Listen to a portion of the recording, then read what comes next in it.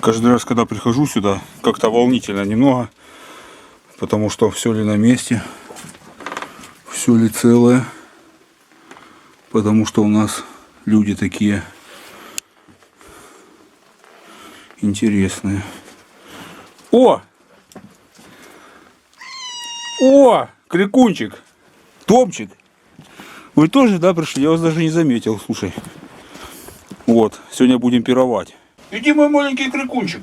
Иди, крикунчик мой маленький. Вот такой. Хей, сильно дикие, братья и сестры. Сегодня будет больше влоговый формат. Поговорим немножко.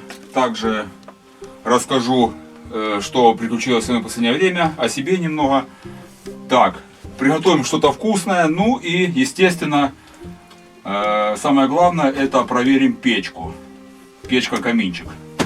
По поводу печка-каминчика. В принципе, я ко всему готов. Есть 4 варианта развития событий. Первый, это он вообще никак не работает. Вообще просто дым повально валит в помещение. Второй вариант, это нормально она работает. Вытягивает. Третий вариант, она работает так себе. 50 на 50. Половину дыма идет вовнутрь. Половина справляется с ним дымоход. Ну, четвертый вариант, это когда дым поднимается вверх, вот тут собирается, половина выводится в дымоход, а остальная половина медленно так переваливает через бортик и также идет в помещение. О, а ты тут откуда новый взялся? Где вы беретесь? Где вы беретесь? Иди сюда. Кто это? Такого у меня еще тут не было. Кто это? Как тебя хоть зовут? Том, это ты привел? 100% ты. Уже водишь сюда, блин. А, Томчик? Ё-моё, сколько вас тут есть? Крикунчик, иди сюда, маленький. Иди сюда. Раз, два, три. Новый какой-то. Томчик. Что это? Ладно. Так, дрова готовы. Дрова готовы. Я готов. Печка, ну, печка, скорее всего, тоже готова. Сейчас будем смотреть. Итак, мы начинаем.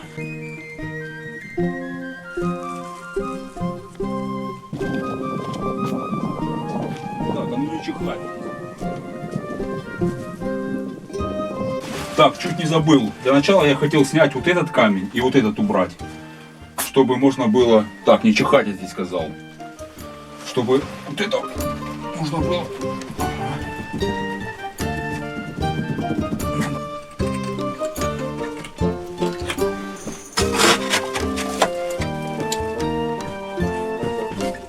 Братья и сестры, вот в принципе так я и хотел сделать. Только придет весна, я тут все лучше сделаю. Тут мелким камушком заложу по рожике.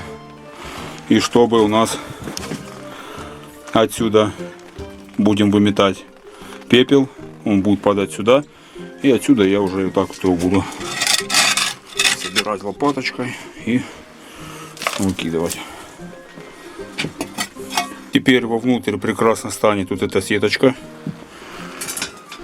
Когда надо будет что-то пожарить. Вот так вот. И добро пожаловать на сеточку. Ну, конечно, это все облагородится со временем. Выложу такие вот порожики, чтобы сеточка задвигалась. Ну, а пока, чтобы проверить. Итак, братья и сестры, чтобы ракета полетела, надо выпить 350 грамм красного домашнего, не ущерб здоровью и за здоровье своих подписчиков. Томчик, сейчас будем жарить, сейчас. Ну что? Аж самому интересно, что же я здесь настроил? Получится или нет? Окон туда-сюда гоняет сквозняк. И непонятно, что откуда дует и куда. Ну вот здесь дым гуляет, я вижу, вот здесь. Но внутри... Странно, вот смотрите, закрываю дверь и сразу начинает как бы работать печка, да? Здесь моментально дым улетучился. И видите, как тяга работает? Как только дверь, сейчас я вот открою ее. Ну, вон видно, что тяга она работает. Возможно, да, надо больше сделать сам дымоход шире. Открываю дверь и вот повалило вовнутрь. Надо позамазать все щели и аж только потом... Вот дверь закрываю. И аж только потом будет понятно, работает это или нет.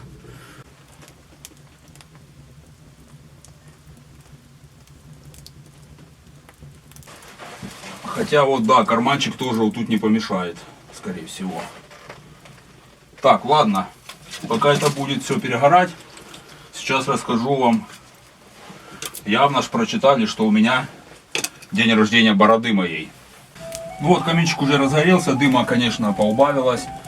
Но дрова сырые и очень, конечно, много дыма пустили. Ровно 2 года назад я начал отращивать бороду, именно так отращивать, чтобы ее вообще не сбривать. И только из месяца в месяц я немножко там снимал, равнял ее. И благодаря вообще в целом каналу Дикий, той концепции, которую я придумал на средневековье, средневековый стиль, отпустил бороду, затем коса у меня появилась. И меня заметили люди, написали мне сначала на YouTube, потом связались со мной в Инстаграме. Они предложили мне сняться в рекламе духов. В рекламе каких именно духов я не могу сказать, потому что по условию контракта я не могу ничего разглашать. Абсолютно. Это будет европейская версия для Европы. В России она показываться нигде не будет, но я надеюсь на то, что когда я поеду на съемки, я немного бэкстейджа сниму и покажу вам, как все там будет происходить. Какие духи я тоже вам сказать не могу, к сожалению. Вот, они со мной связались и предложили мне поучаствовать в съемках рекламы. Я отнесся как-то к этому, знаете, скептически, потому что какие-то люди написали там что-то непонятно. Но после того, как я получил аванс, конверт открыл, я подумал, что никто не шутит, все действительно серьезно, и та сумма, которая там лежала в долларах, она меня очень приятно удивила. И с того момента я понял, что не зря я создал канал Дикий, не зря отращивал бороду. Единственным условием у них было, чтобы я до конца весны не менял свой стиль и образ. То есть не состригал бороду, не состригал косу. Именно все было так, как есть в данный момент. И также мне надо немного прийти в форму, походить в спортзал, потому что там будут несколько танцевальных движений. Я буду без рубахи, как я понимаю. И чтобы это все казалось очень красиво. И поэтому в честь этого, как я уже говорил, борода вот так вот мне помогла немного, да.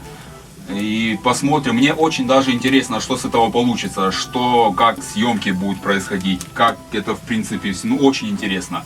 Дата несколько раз переносилась из-за сложившейся вот этой ситуации с коронавирусом, да. Но уже на конец весны уже как бы более-менее дата установилась, и мне надо будет ехать в Москву на съемки. Очень интересно, как я сказал, поэтому сегодня ровно 2 года, как я отращиваю бороду. И вы знаете, было много таких моментов, когда хотелось просто ее сбрить. Ну потому что уже надоело ее носить, и в конце концов хочется просто взять рукой и притронуться к коже.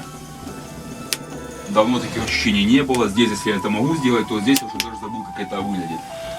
Дальше, этой зимой были морозы, и я гулял со своей дочкой на улице. И она на детской площадке, она там что-то загулялась. А я поймал себя на мысли уже, когда есть такие горки ледяные. И я вот так вот как-то положил бороду, да, подбородок, и так вот стоял очень долго. И я потом поймал себя на мысли, что я вообще не чувствую холода. Вообще не чувствую. Представляете, железяка ледяная, и я вообще не чувствую холода. То есть борода, она вообще, как шарф. Летом будет сложно с ней ходить, поэтому, возможно, после съемок я ее сбрею, бороду. Косу трогать не буду, хотя и коса очень уже начинает напрягать, особенно когда моешь голову. Она становится тяжелой, именно мой волос, он очень жесткий. И неудобно спать, во-первых, очень неудобно спать, мне не нравится, когда я уже и гулью заматываю, и коса, начинаешь ложиться, начинаешь голову мастить, но нет, возможно, это надо еще привыкнуть, потому что косе у меня 1,5 года.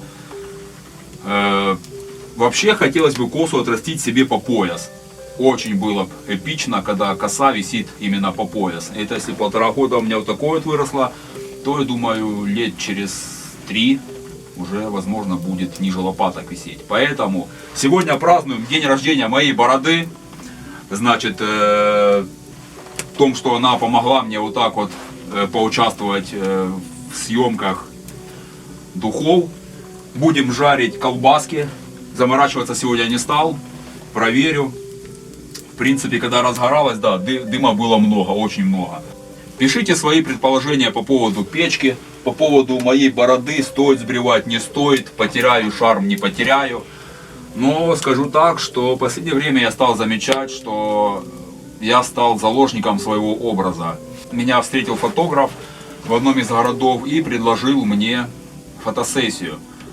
Это не один фотограф, их несколько было в разных городах, но суть была такова, что именно мой образ, он уже полностью сложившийся.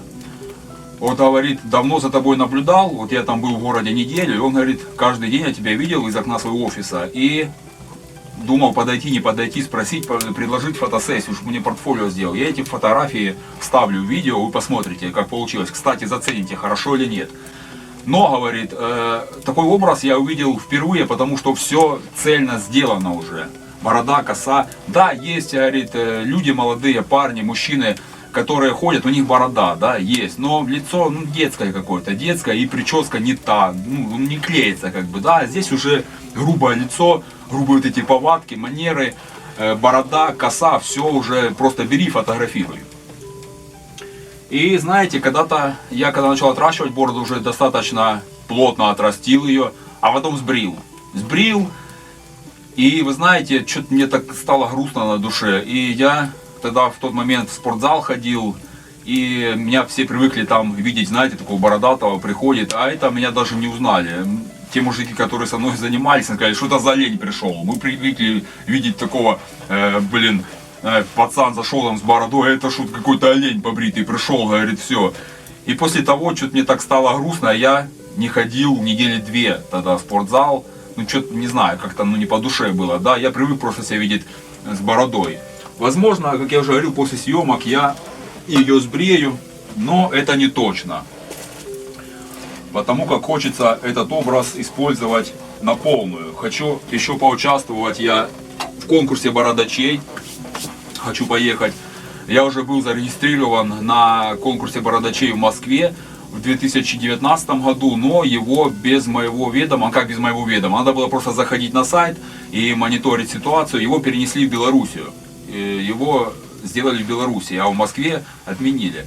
И поэтому, если в 2021 году будет в Москве или где-то, то я обязательно поеду. У меня будет категория борода Гарибальди. Это от 10 сантиметров и больше. На данный момент у меня вот здесь вот 15 сантиметров. Еще немножко я отращу и уже начну ее готовить. Поэтому пишите свои комментарии по поводу печки, по поводу того, как мне с бородой хорошо, без, сбрить, не сбрить. Но слушать я, в принципе, ну, как никого не буду, да. Это моя жизнь, моя борода. Но мне хотелось бы услышать мнение абсолютно стороннего зрителя, человека. Мне тоже все интересно, я все читаю, я все комментирую. И поэтому сейчас уже все перегорает. И будем ставить сеточку и жарить колбаски. Еще немножко выпьем. Вот такой у нас сегодня ролик получился. Душевный. Вот так вот. Братья и сестры. Все, видно, что уже вытяжка работает. Почему изначально было столько дыма, я не знаю.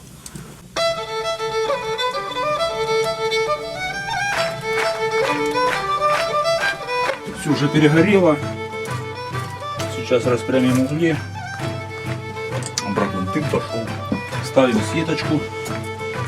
Опа. Так, ну и выкладываем колбаски. Вот так.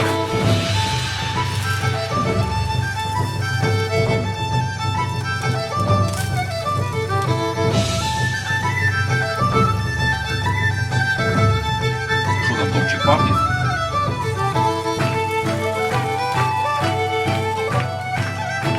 Запах, конечно, вообще. Том, ты, наверное, с ума сходишь, да?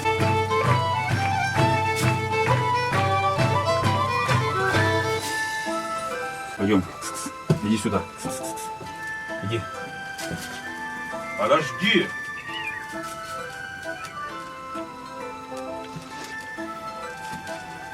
Иди сюда, крикунчик. Иди, крикунчик маленький мой. Давай, сейчас тебе сделаем. На, крикунчик, на. На, крикунчик.